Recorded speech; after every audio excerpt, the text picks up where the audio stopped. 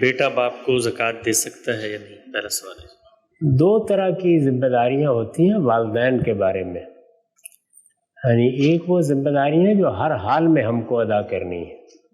والدین کو اگر کھانے پینے کی ضرورت ہے، وہ اپنا کام خود نہیں کر سکتے، بیمار ہو گئے ہیں، اپنے علاج معالجے کی طاقت نہیں رکھتے، تو حسن سلوک کا تقاضا یہ ہے کہ اس میں ہم ان کی خدمت کریں۔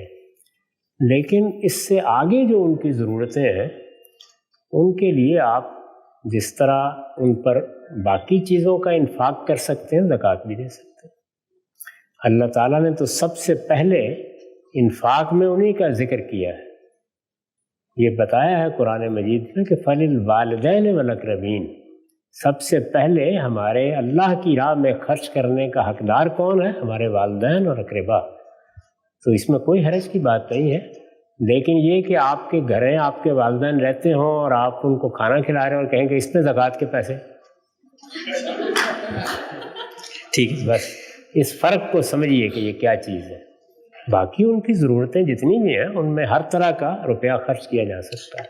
ہم سب یہ معاملہ بچوں کے ساتھ بھی ہو سکتا ہے، یعنی والدین جو بنیادی ضروریات ہیں ان کی پوری کر رہے ہیں، لیکن کچھ ایکسٹرا ان کی کوئی مدد کرنی ہے تو وہ اپنی زکوٰۃ میں سے بچوں کی مدد کر سکتے ہیں؟ بالکل ایسے ہی بیوی شوہر کر سکتی ہے، شوہر بیوی کر سکتا ہے، سب کر سکتے ہیں۔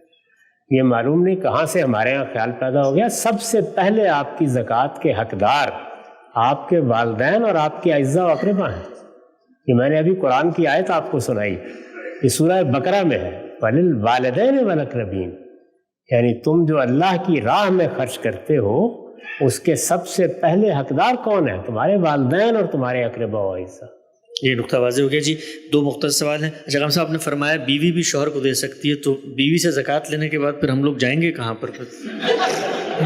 وہ تو بیوی سے زکوٰۃ لیے بغیر بھی آپ جہاں پہنچے ہوئے ہیں وہیں رہیں، اطمینان رکھیے۔